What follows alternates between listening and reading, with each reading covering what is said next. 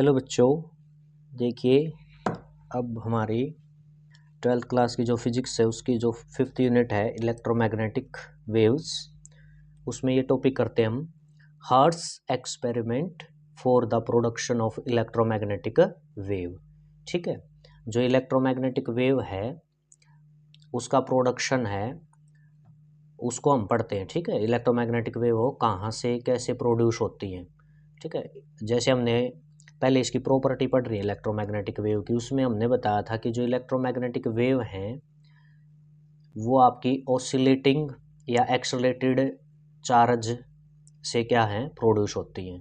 ठीक है, जब चार्ज आपका ऑसिलेट करता है या एक्सलेट करता है उससे क्या होती है प्रोड्यूस होती हैं। ठीक है, अब जो इलेक्ट्रोमैग्नेटिक वेव का प्रोडक्शन है ये किसने बताया है? हर्ट्ज ने बताया अपने एक्सपेरिमेंट से। ठीक है, हर्ट्ज ने इलेक्ट्रोमैग्नेटिक वेव का प्रोडक्शन किया, एक्सपेरिमेंटली करके दिखाया इलेक्ट्रोमैग्नेटिक वेव का।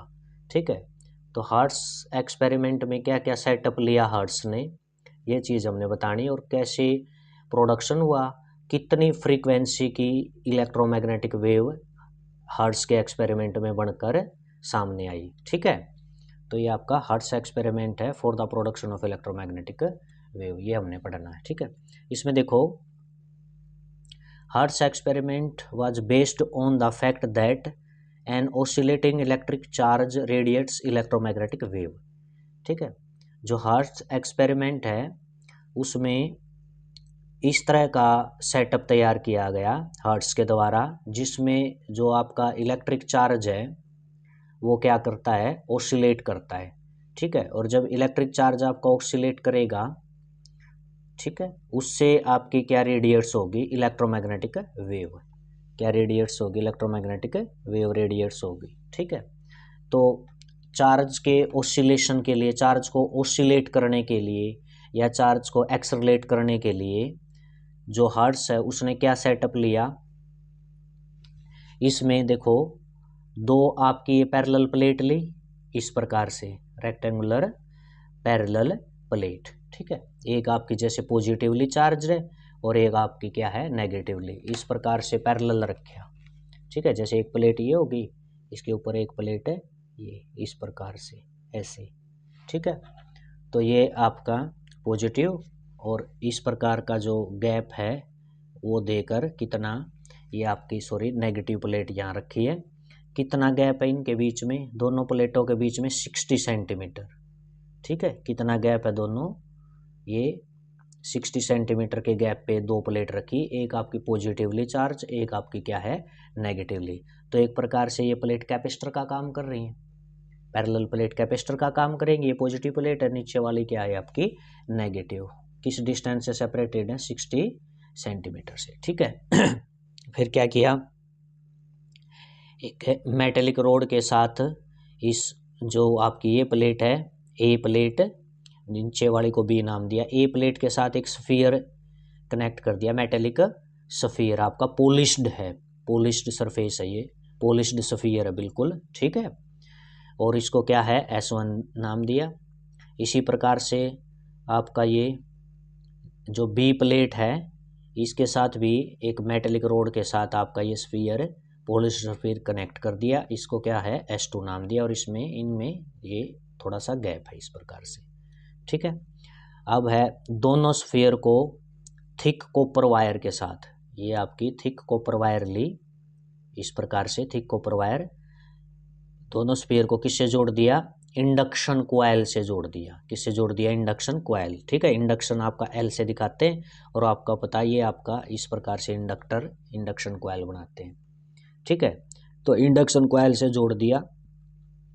अब इंडक्शन कॉइल से जोड़ा है, वहाँ क्या पर्पज है इंडक्शन कॉइल से जोड़ने का, हाई पोटेंशियल डिफरेंस सेटअप दिया जाएगा यहाँ से, हाई पोटेंशियल डिफरेंस, जो पोटेंशियल डिफरेंस है वो हाई वैल्यू होगी उसकी, लगभग आपकी 1000 वोल्ट के लगभग, यहाँ से आपका पोटेंशियल डिफरेंस क्रिएट किया जाएगा।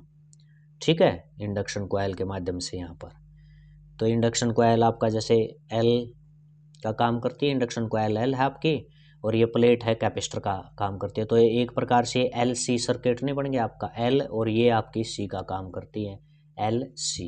ठीक है, मैंने आपको पहले ही बताया था कि जो ऑसिलेशन है वो एलसी सर्किट के माध्यम से आपका ऑसिलेशन होता है किसी भी चार्ज का।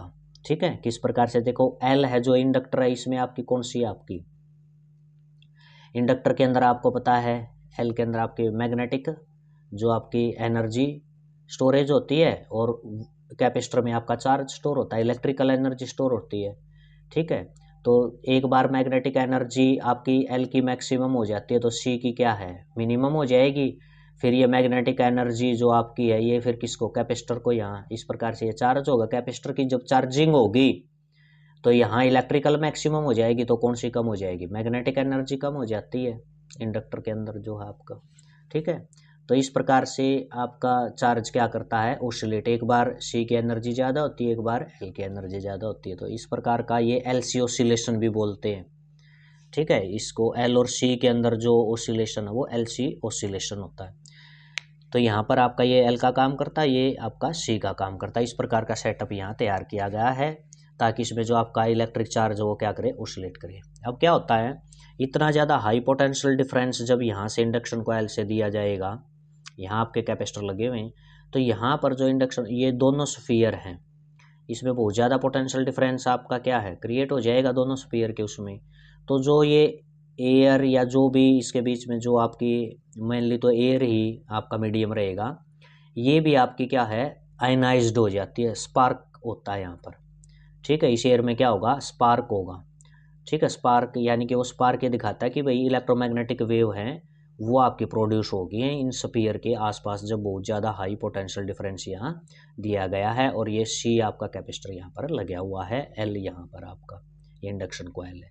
ठीक है, तो उसी टाइम आपका जो स्पार्क है, तो जो आपका डिटेक्टर लगाया गया है, ये डिटेक्टर क्या बता देगा, ये बता देगा कि इलेक्ट्रोमैग्नेटिक वेव का क्या है, प्रोडक्शन हो गया। ये उनको डिटेक्ट कर लेगा, जो ये डिटेक्टर लगाया गया है, यहाँ से इलेक्ट्रोमैग्नेटिक वेव है प्रोड्यूस होंगी, तो वो कहाँ है, इसमें डिटेक्टर के द्वारा डिटेक्ट कर ली जाएगी, ये पता लगा लेगा उनका इलेक्ट्रोमैग्नेटिक वेव का जो प्रोड्यूस होती है।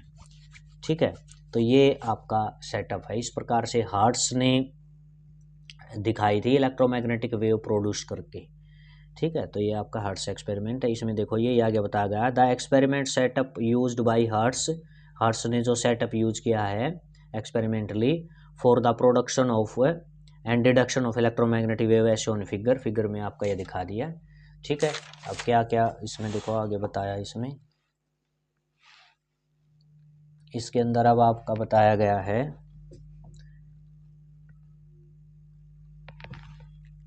जो ए और बी हमने पीछे इसको बता दिया। ए बी आपकी क्या है, दो लार्ज स्क्वायर या रेक्टेंगुलर मेटल प्लेट हैं, कॉपर की या किसकी बनी हुई है वो प्लेट जो आपकी पीछे बताई थी, ये प्लेट किसकी बनी हुई है आपकी। ठीक है, ये जो प्लेट है ये कॉपर या जिंक की बनी हुई है। ठीक है, कॉपर या आपकी जिंक की ये प्लेट बनी हुई है। ठीक है, अब इसमें आगे देखो क्या बताया है, जिंक प्लेस्ड अबाउट 60 सेंटीमीटर, दोनों जो प्लेट है आपकी ए और बी उनमें कितना गैप है, 60 सेंटीमीटर का, ये भी हमने बता दिया। They are connected to highly polished metallic sphere, ये भी मैंने बता दिया था, S1 और S2 स्फीयर के साथ ये जुड़ी हुई हैं, किससे, थिक कॉपर वायर से जुड़ी हुई हैं। A high potential difference of severals 1000 volts is applied across the sphere using induction, induction coil को यूज करके जो दोनों S1 S2 स्फीयर इनके बीच में कितना पोटेंशियल डिफरेंस क्रिएट कर दिया, लगभग 1000 वोल्ट का पोटेंशियल डिफरेंस से क्रिएट कर दिया। ठीक है, ड्यू टू दिस, इससे क्या होगा, high potential difference across S1 और S2 है उनके बीच में क्या हो जाएगा, हाई पोटेंशियल डिफरेंस हो जाएगा। The air between the sphere, sphere के बीच में जो भी एयर होगी आपकी जो गेट आयनाइज्ड, वो आयनाइज्ड हो जाएगी and provide a path of discharge of plate, इससे प्लेट भी क्या हो जाएंगी, डिस्चार्ज नहीं होंगी, ये पॉजिटिव नेगेटिव चार्ज प्लेट है दोनों। अब यहाँ पर जब हाई पोटेंशियल डिफरेंस क्रिएट करेंगे तो जो ये एयर होगी इनके बीच में, दोनों प्लेटों के बीच में जो एयर होगी वो आयनाइज्ड हो जाएगी, क्या हो जाएगी, आयनाइज्ड, आयनाइज्ड होगी, तो इनमें जो आपका जो प्लेटों की डिस्चार्जिंग भी तो होगी, फिर कैपेसिटर की काम कर रही है एक प्रकार से, इनकी भी तो डिस्चार्जिंग होगी, जो वो यहाँ वाली एयर है, इन दोनों प्लेटों के बीच में तो एयर ही आपका क्या है, मीडियम माध्यम है। अब वो एयर ही आयनाइज्ड हो जाएगी, आयनाइज्ड हो जाएगी तो ये प्लेट भी क्या हो जाएंगी, डिस्चार्ज होंगी। प्लेट भी क्या होंगी आपकी डिस्चार्ज हो जाएंगी। ठीक है, अब आगे इसमें क्या बताया है कि भाई ये प्लेट क्या हो जाएंगी, इनकी डिस्चार्जिंग होगी प्लेट की। ड्यू टू इट, इससे क्या होगा, spark is produce between S1 and S2। S1 और S2 के बीच में क्या है, एक स्पार्क होगा। ठीक है, स्पार्क प्रोड्यूस हो जाएगा और वो स्पार्क ही आपका किसकी फॉर्म में, इलेक्ट्रोमैग्नेटिक वेव रेडिएट्स होंगी फिर। ठीक है, ये आपका बताया गया है इसमें। इसमें अब आगे क्या बताया है, frequency of oscillating charge between the plate is given by, जो आपकी यही बताया ना, चार्ज आपका क्या करेगा, ओसिलेट करेगा। चार्ज क्या करेगा, ओसिलेट ही करेगा। ठीक है, दोनों प्लेट है, इनके बीच में आपका चार्ज क्या ओसिलेट करेगा, वही बताया था एक बार। ये जो इंडक्टर है यहाँ से हाई पोटेंशियल डिफरेंस यहाँ पर दिया गया है। ठीक है, उससे क्या होगी, इनकी डिस्चार्जिंग होगी प्लेट की। दोनों प्लेट है वहाँ से क्या है, डिस्चार्जिंग भी होगी। जब ये एयर आयनाइज्ड होगी तो इन प्लेटों की क्या होती है, डिस्चार्जिंग होती है तो इलेक्ट्रिकल एनर्जी आपकी कम हो जाती है। ठीक है, मैग्नेटिक एनर्जी ज़्यादा होती है। जब मैग्नेटिक एनर्जी ज़्यादा है, ये आपकी कम है। और शुरू में स्टार्टिंग में क्या थी, जब यहाँ से आपने पोटेंशियल नहीं दिया था तो आपकी यहाँ की एनर्जी क्या थी, ज़्यादा थी। ठीक है, प्लेटों की जो एनर्जी है, इलेक्ट्रिकल एनर्जी आपका यहाँ पर, क्योंकि चार्ज स्टोर करता है, ये कैपेसिटर प्लेट है, ये चार्ज को स्टोर करती है, तो यहाँ इलेक्ट्रिकल एनर्जी ज़्यादा थी। ठीक है, फिर आपके लिए यहाँ से अप्लाई कर दिया तो कौन सी है, ये इंडक्टर वाली, जो इंडक्शन कोयल से आपने पोटेंशियल दिया, यहाँ एनर्जी ज़्यादा होगी। और एयर आयनाइज्ड होते हैं, इनकी क्या है, इलेक्ट्रिकल एनर्जी कम होगी, ये प्लेट डिस्चार्ज होगी। ठीक है, तो मैंने यही बताया था, एक बार ये एनर्जी ज़्यादा होती है, एक बार ये होती है। इससे क्या होगा, जो चार्ज है वो क्या है, ओसिलेट करेगा। इस प्रकार से चार्ज क्या है, ओसिलेट करता है। ठीक है, और यही आपको बताया था कि जब चार्ज ओसिलेट करेगा तो आपकी क्या प्रोड्यूस हो जाती है, इलेक्ट्रोमैग्नेटिक वेव आपकी प्रोड्यूस होती हैं।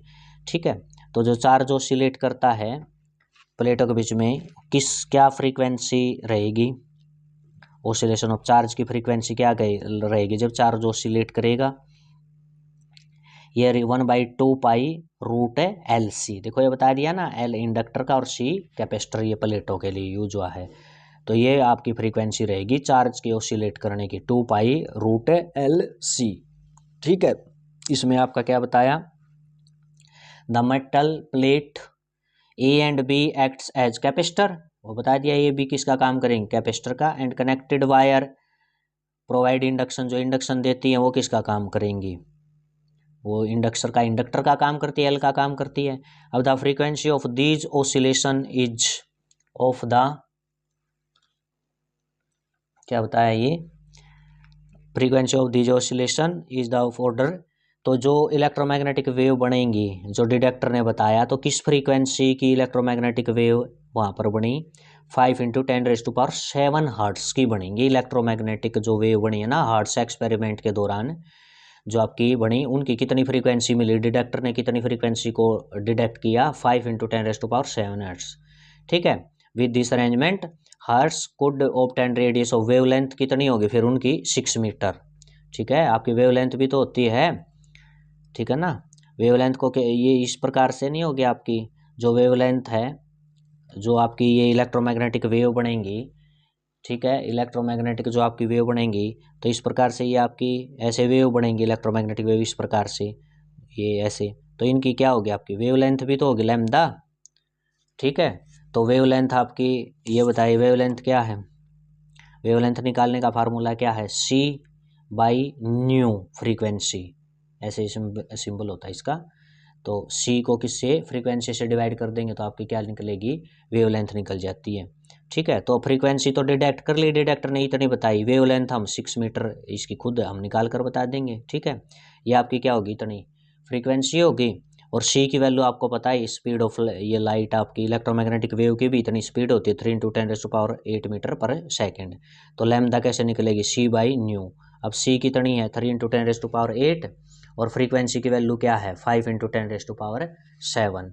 ठीक है, इसको जब हमने सोल्व किया तो ये आ जाएगा आपका, ये 8⁷ है, 1 कट जाएगी, 10 रह जाएगी ये। ठीक है, 3 × 10 और नीचे आपका 5 रह जाएगा, इससे ये हो जाएगा आपका 6 मीटर आ जाएगा। कितना आ जाएगा, 6 मीटर।